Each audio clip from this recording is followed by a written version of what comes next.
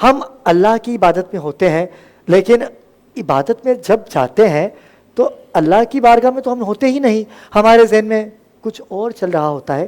تو اللہ کو ہم اپنے دل میں کیسے بسائیں؟ جی اللہ صاحب. ماشاء اللہ، بڑا اچھا سوال ہے. اسی میں اس کا جواب ہے کہ ہم اللہ کی عبادت کرتے ہیں، اللہ کو مانتے ہیں، لیکن اللہ کی نہیں مانتے. بالکل ایسا ہی ہے. اصل میں لوگ بے خبر ہیں.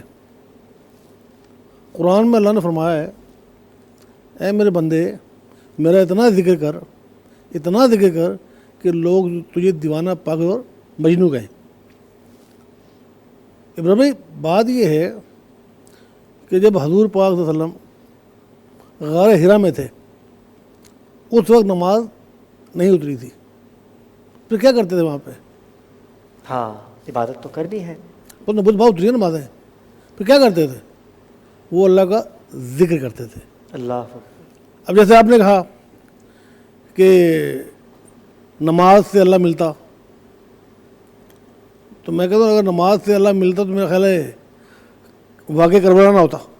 واہ واہ واہ واہ، بے شک بے شک. یزید بھی تو مسلمان تھا، بے شک. نمازی تھا، حافظ قرآن تھا، 70 علماء اس کے پیچھے تھے.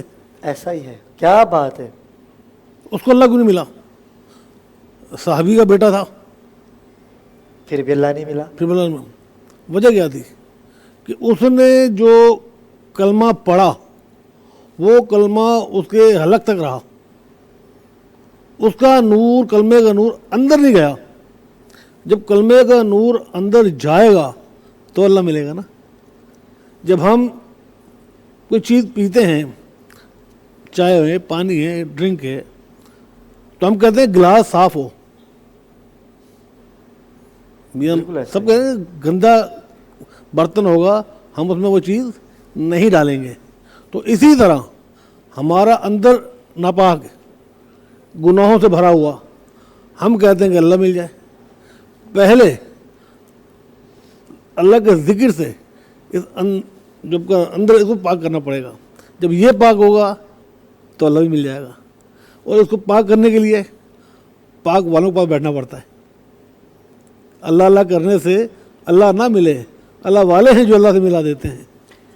اب ہمیں ان کی تلاش کرنی چاہیے کہ وہ ہستیاں کہاں موجود ہیں.